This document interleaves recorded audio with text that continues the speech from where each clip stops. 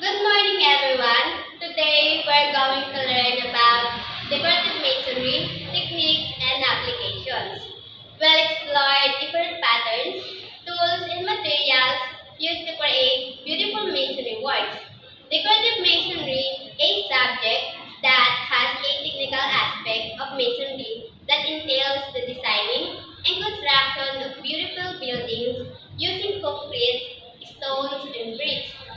Also, decorative masonry is not just about building strong walls, it's about creating surfaces that are visually attractive. It combines art and construction using patterns, colors, and textures to enhance appearance of walls, pathways, and buildings.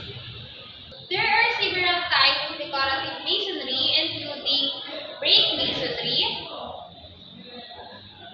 stone masonry, concrete block masonry, and also the manufactured stone veneers. Common brick pattern includes running man, herringbone, and lastly basket weaving.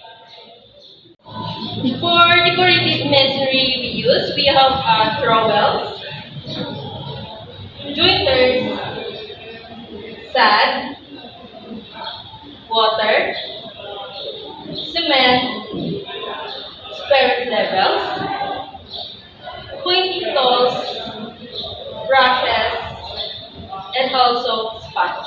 Techniques include dry stacking and applying colored mortar or veneering stone. It's important to maintain straight lines, correct spacing, and consistent pattern.